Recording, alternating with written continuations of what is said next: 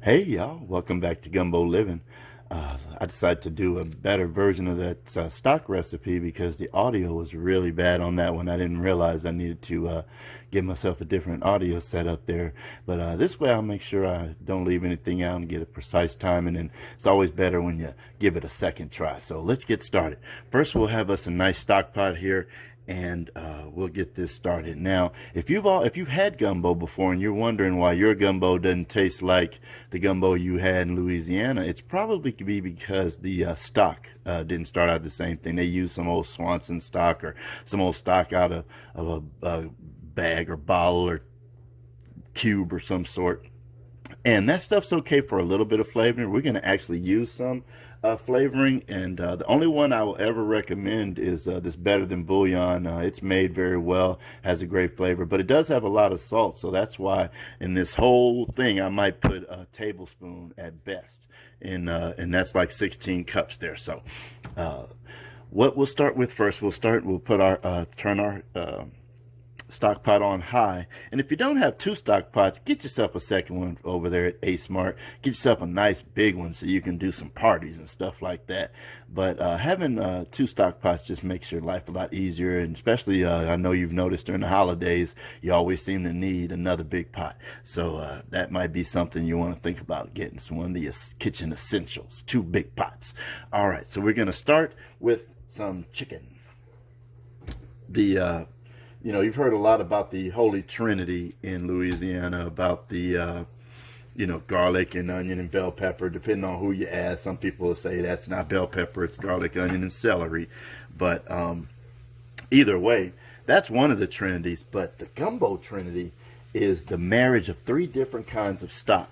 There's chicken stock, there's a red meat stock, pork, veal, venison kind of stock, and fish stock, all married together, and those three flavors come together very well and create the base flavor of your gumbo. I'm going to be making a stock like that, but if you want to do a pure chicken stock, you don't have to add all the things that I'm going to add in here, like the pork knuckles or ham hocks, some people call them, and I'm going to add in some veal breastbones. So like I say, thighs are best. First, they're cheaper, and you usually get a bag of them for like $5, and like 5 pounds or whatever. But also because they have more fat and more flavor in them than your breast meat.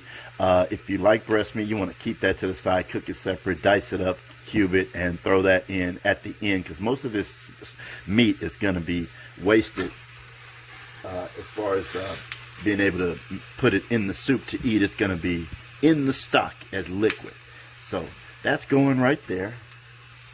What else do we have here? Oh, like I said, this is a part of a piece of lamb breast that I turned into ground lamb, 50-50 ground lamb. That video's up. You can check that out. Nowhere in the world you're going to find ground lamb for $4 a pound, but I can show you how to do it. So those are going there. Also, some of these pieces of fish. We love to eat sushi here, so I get some nice fresh sushi grade salmon here, and we get that skin off, but I keep these pieces here just for this occasion. And see, gumbo, you've heard gumbo can be expensive to make, but that's not true if you save up for it. And what I mean by save up for it is when all throughout the year when you're cooking and you think you should be throwing stuff away, you probably should be putting it in a little bag, throwing it in the freezer, because that's where a lot of these bones are going to come from. The only thing I would, fresh kind of, is the chicken. And like I said, that's probably about the cheapest meat in the country. So we'll do that. I'm going to take a whole clove of garlic. I just kind of cut it open, throw that in there. You're leaving everything big because this is going to be strained. This is mushed around and stuff, so we're not going to eat any of this. We're just going to get all the flavor out of it. These are some more bones from veal and steak and all kind of little bits and pieces. So got all that going in there. Okay. Another thing I'm going to add is some little bit of base spices. Because I know that, there's a certain amount of spice I know I'm going to want to put in here. And one of them is oregano and basil. Those are great spices to put in here. So let's grab a little bit of that. And I'm going to put a lot of spice. You'll see when I cook. But I don't put a lot of salt. Salt is the killer.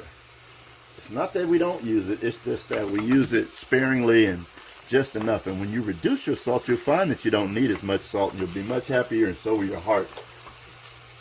Do something about that blood pressure. So we got our base seasoning in there.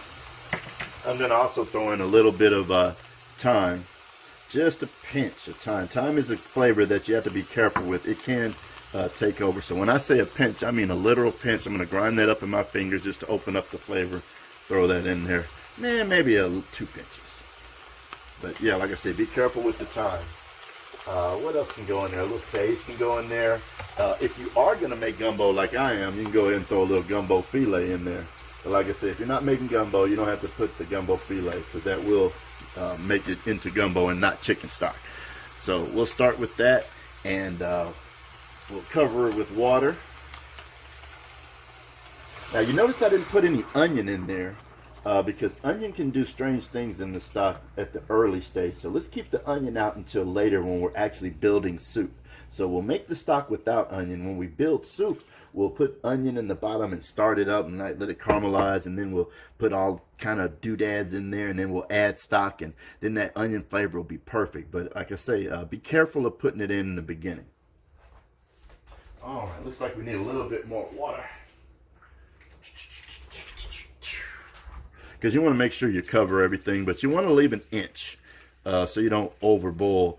It is very important to leave that inch, because the reason we're doing this whole thing, well, one of the reasons I'm doing it, is I'm on the keto diet, and I've lost more than 100 pounds doing it, and I feel really good about it, and it's a good way to live too.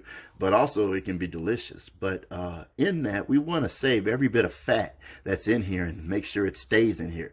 If you let this boil over, all the fat usually rises to the surface when it first comes out. So when you boil over, all that good fat will be all over here, all over your stove, and you have to clean it up instead of eating it, which is what we want to do. So let's make sure we let that come to a boil.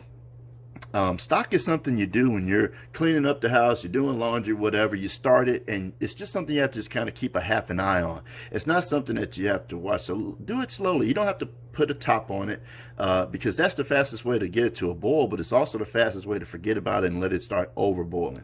So let's leave an inch. Let's leave the top off.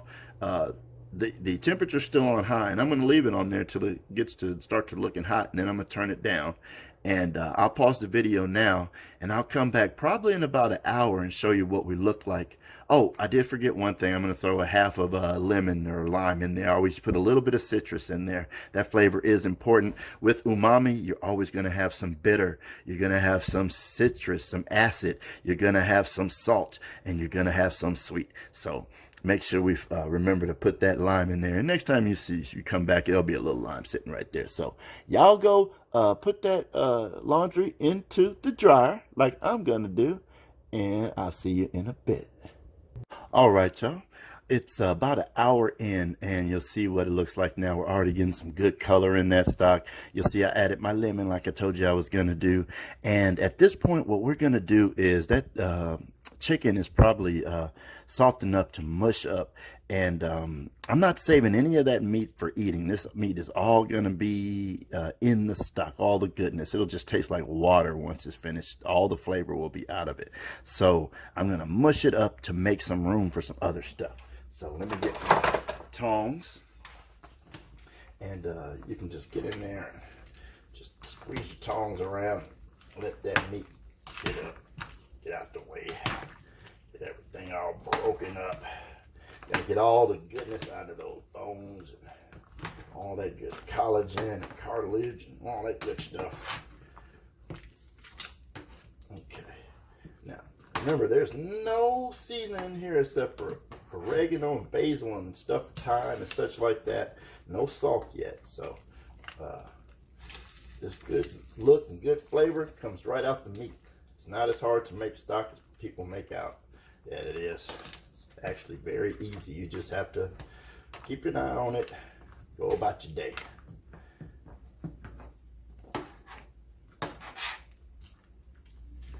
All right.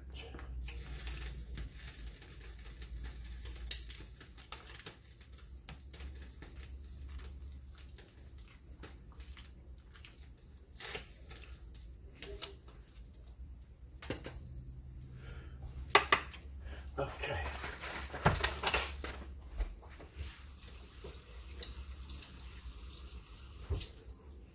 Here's one thing I'm going to put in there. Can you see that? That is what the Germans call a pork knuckle, but what we call a ham hock down here down south. So we're going to throw a couple of those in there. That has a lot of salt in it. Those are smoked and salted already and cured. So a lot of my salt is going to come from these. So we'll throw a couple of those in there. There we go. And I'm also going to throw some of the cheapest shrimp you can find out there in the grocery store in the frozen section. Those little tiny shrimp. They are great for flavoring. They have a good shrimpy flavor. So that's going to give us a lot of that good flavor that we need for our triple threat of a stock. Chicken, red meat. Our red meat this time is a couple of ribeye bones and some some lamb bones, and then our pork bones, and then we got our fish, our salmon skin, and our shrimp, and all those flavors are going to come together so beautifully. There's also garlic and onion in there. So, oh, and a little shake of gumbo filet. All right. So we're going to let that come back up to temperature. We're not going to touch our fire. We're just going to let it come back up naturally. It will only take a second.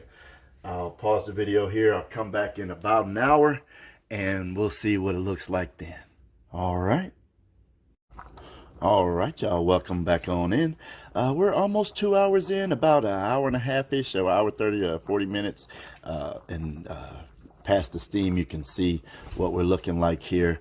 The broth is getting nice and full of fat, and everything's starting to separate out. So what we're going to do is we're going to refresh it. And what that means is I'm going to take the meat that I want to eat away from the stock and put it in a separate pot. That'll be those ham hocks. Everything else we're going to waste. Well, not waste, but we're going to make it into stock. So we'll drain the water off, and then we'll put some fresh new water on there and get every little bit of goodness out of that meat, making sure it doesn't waste. So let's get us our good gloves and make sure we don't burn ourselves and our strainers, and let's do that right quick. So the first thing we're going to do is take these out. Put those in our pot.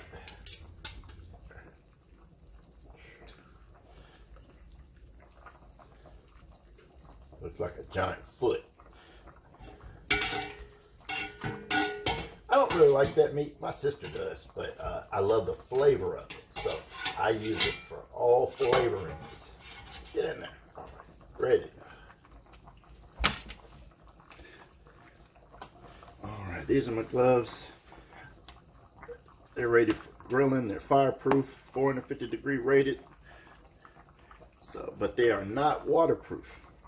The best gloves made out there actually are neoprene gloves. They're about $35, $40 a pair, but you can do anything with those. You could actually stick your hand in here for about 30 minutes and you wouldn't even feel it. So if you do go and get some good gloves, I suggest neoprene gloves. You'll buy them one time and you'll have them for the rest of your life. You could actually stick them in muriatic acid and they wouldn't do anything to them. All right, so we need our top for this to make sure we don't get meat sloshing all over the place. So let me go and run and get this top here.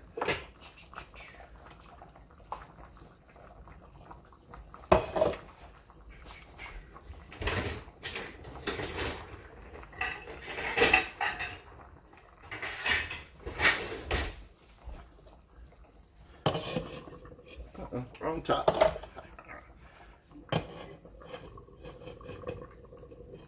Okay, you hold it with your thumbs, and we're going to pour this away from us, so even if we slosh, it won't burn us.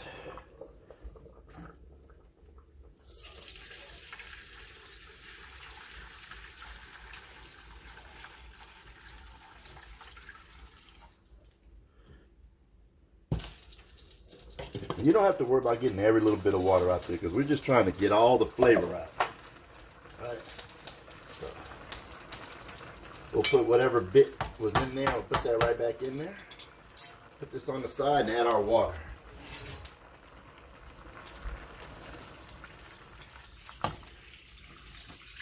So we're just going to cover that again. We're going to leave a couple inches this time. And we're going to put that on a real rapid boil so we can get every bit of goodness out of there.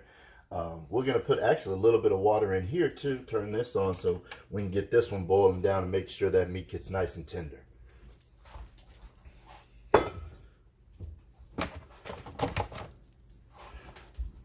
All right, so we got our pot on. I'm going to put a little bit more water in there. Next time you come back, we'll drain this into here. We'll let that cook down a little bit more, and we'll be done with the base of some excellent soup stock.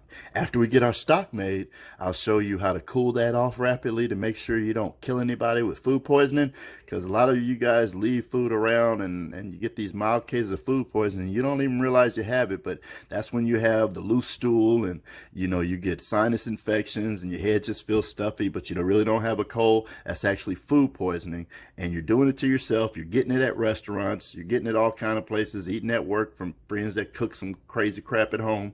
So let's not do that to ourselves, at least, and I'll show you how to do that. So go do some other work, and we'll see you in about another hour.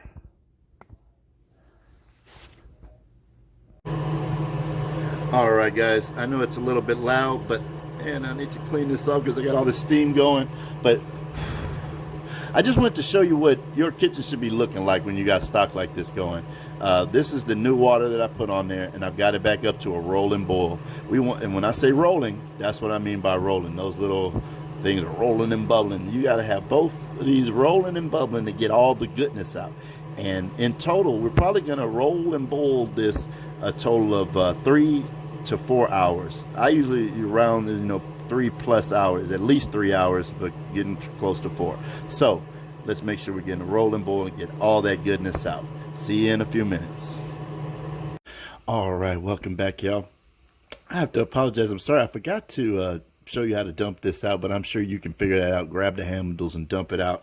And I dumped it out into my nice, let's get that out of there, colander here. And I don't know if you can see. Let's make sure you can see what this here meat looks like when you finish. I mean, it is shredded, right? So that's just meat that's just all shredded up. And so we got the last bit of goodness out of there. We drained it into our other pot, and I'll show you what that looks like here.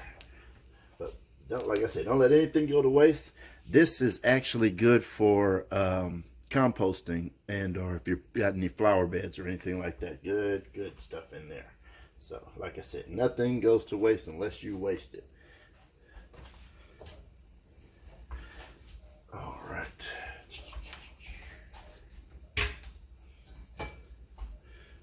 I'm going to get the last bit of goodness out of here.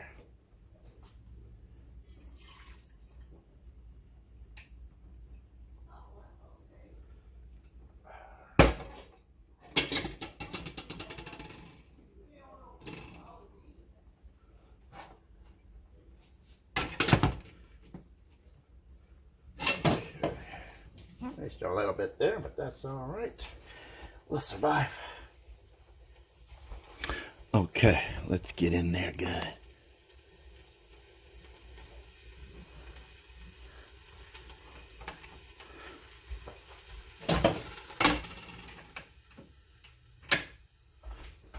All right. Can you see what we're working with there? Let's get a little bit of spoon here and stir that around. But this is what the final product's gonna look like. Let me wipe this here thing off because we got so much steam going here.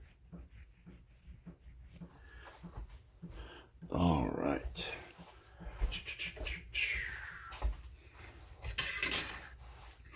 So when you finish this process here, which we're just about at the end, I'm gonna let this go another 30 minutes just because I want to cook it down just a little bit more, even though I haven't even tasted it yet, but I know it's gonna need to go down just a little bit more, maybe 1/4 of an inch, but I'm gonna do that, and you can see what that looks like. Look at all that fat emulsified in there. When this comes to a boil, I'm gonna add a couple of teaspoons of my chicken stock flavoring, and that's gonna be just about it on this chicken stock.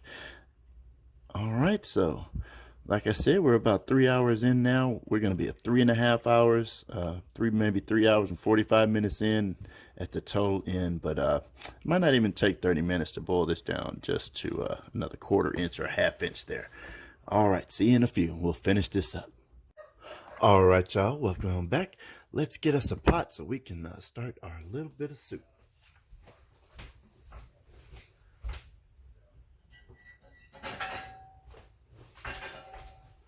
Okay, yeah, that's a nice little pot right here. Let's stick that right there. And in the bottom of that pot, I'm going to put just a little bit of butter or lamb fat or whatever kind of animal fat you got. It's just enough for the, I've got a little bit of lamb fat here. That's just enough for the onions and mushrooms to saute a little bit. So let's get these, make sure you can see. All right, good. Get those tips off of there. Like I say, nothing goes to waste.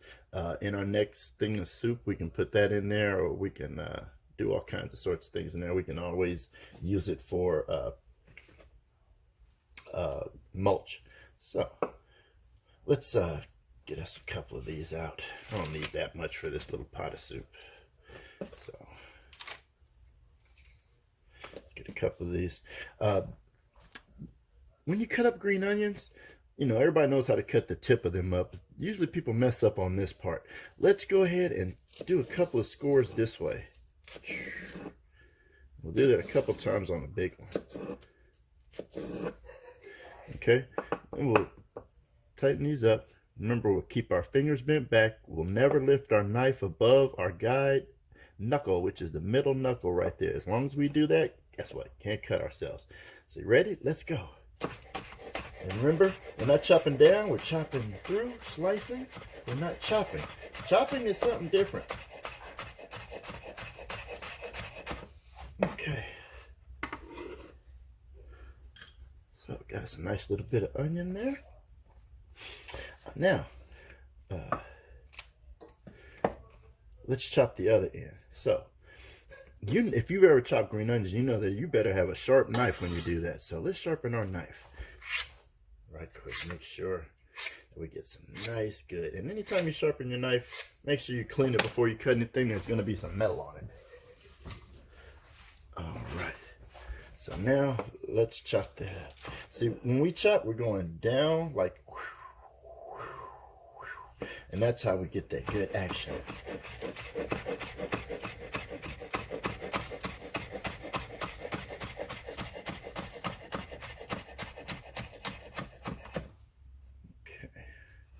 All right, we're going to keep those to the side. Any of these pieces that didn't get chopped up, we'll just take out. We'll keep those to the side to put on top because it's always pretty when you do that. Let's get some mushrooms going.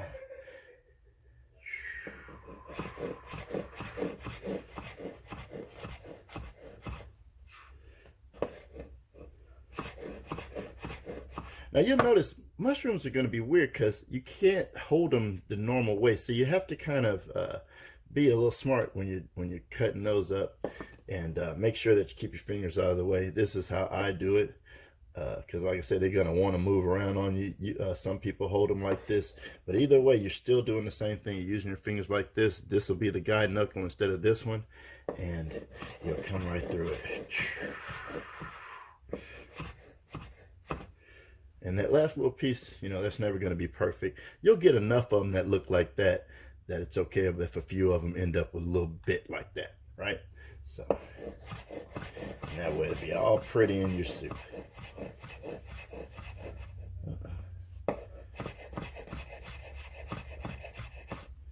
Okay, so let's see what we got there. Let's throw that in there.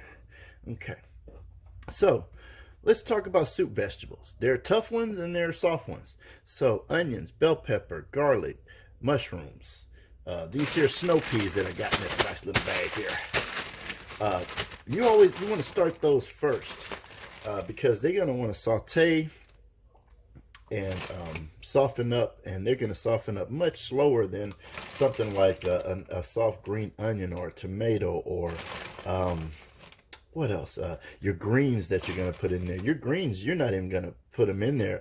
If you've always wondered why when you go to ramen place, their greens are nice and firm and green, it's because they don't even cook them. Really, they use the heat of just the boiling soup to cook them, and they put them in the bowl and just put the soup over it.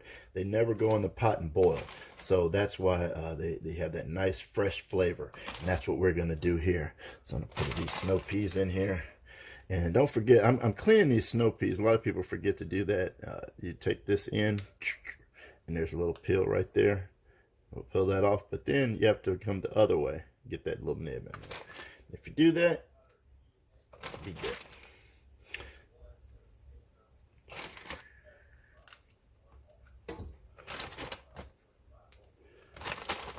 Okay, and like I said, I'm just making enough for this little bit for me and my sister. So that's one more. That's enough piece. I'm gonna get a little bit of ginger. Get a little bit of ginger. Doesn't matter if you. Some people don't like the skin. It doesn't really matter because when you chop it up, but take that little rough part off there. So we'll get a little bit of rub like that.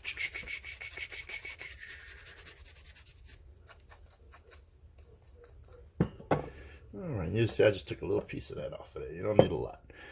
Okay. What else? I'm going to chop my tomato up while I put this on the stove. So this is what we got going on in here. Like that. My oil's in the bottom of there, my onions, and my, I didn't put any garlic, but it's already in the soup, so I don't really think we'll need any more garlic, mushrooms, and all that. We'll put that on the stove. Let that start. While that's going, let's chop us up a little bit of tomato. Tomato's another thing that you don't cook in the soup. Just put it on the top. It's a decoration, and it provides a nice fresh flavor. Parsley's like that. That provides that nice green flavor. What else? Well, it's all kind of things I can't think of right now, but most vegetables you really don't want to cook in soup. If you're boiling vegetables, carrots need to be boiled, parsnips need to be boiled, potatoes, which shouldn't be eating that much of them anyway, but that's another story for another day. So, always eat your tomato booties, never waste them. So, when that heats up, about 10 minutes, I guess, slowly letting those onions caramelize. I'll add some stock to it, and we'll get some noodles going, and we'll have a little meat in there and some lovely greens that consist of arugula. Not arugula, not this time. It's kale and spinach. So let me let that heat up, and I'll be back in 10. All right, guys, let me show you what that looks like when it's ready to have some soup added to it. Your peas stay nice and green, but you see how everything is wilted on down. So let's go ahead and add a couple of cups of stock. At least 1 cup of stock per person. Me and my sister, we like a little bit more than that, so I'm gonna add a cup and a half each. Make sure your stock is rolling, boiling. Let's go look and see what that looks like.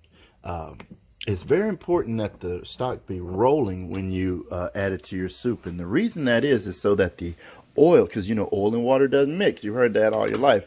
Well, it's really not mixed in here. It is what they call emulsified, which means there are tiny, tiny particles of fat in there, and it's the action of the rolling, boiling that lets those particles stay tiny and stay among the water. Okay, so we're gonna let that be rolling. Get a couple of these out of there. Let's turn us on here. Okay.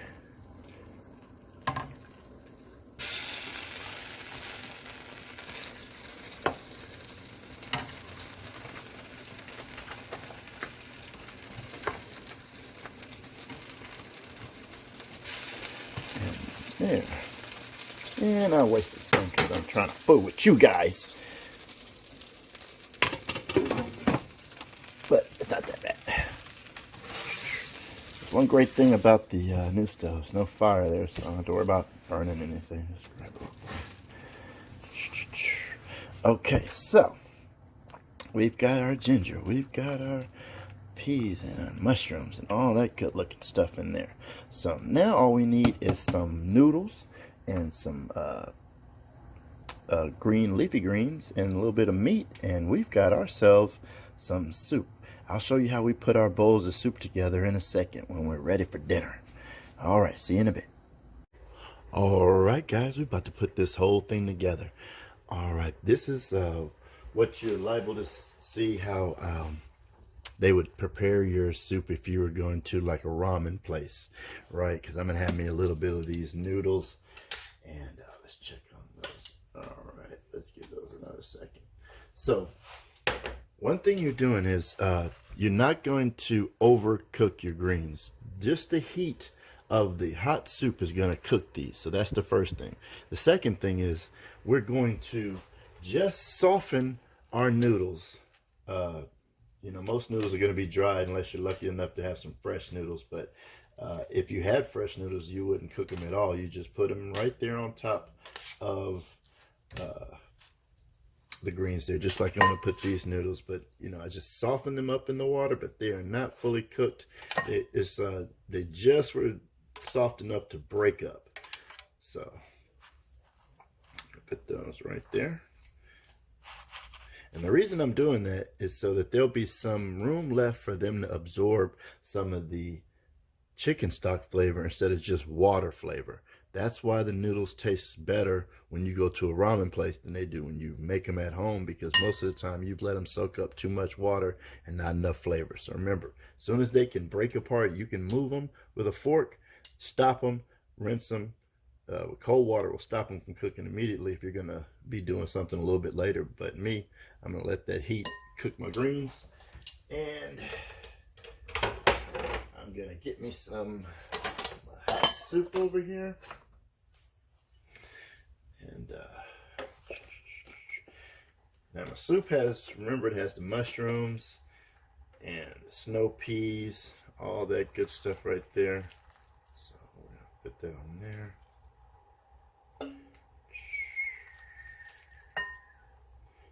Okay.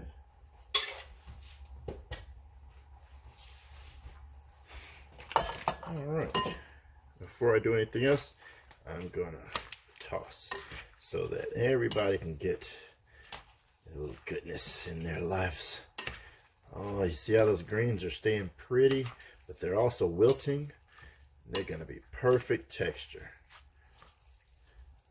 And then we're also releasing those noodles to make sure they're all independent and the juices there. So, and let's stick everything into the juice. Make sure that it's nice and wilty.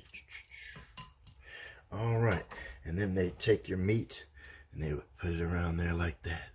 Oh, or they would slice you some pork or something like that. Then they would put you a little something, I don't know, red in there maybe.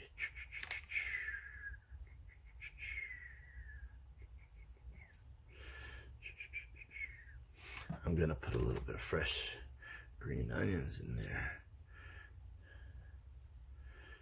All right. So, does that look like some soup you might want to eat? I don't know. I think I might eat that for dinner. Okay. And so we got all those good greens in there. We got us a little pork. We got some tomatoes. There's baby spinach, baby kale.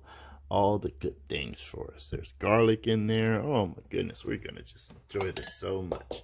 And the first thing I'm gonna do is mess it up. I don't care what it looks like as long as it tastes good.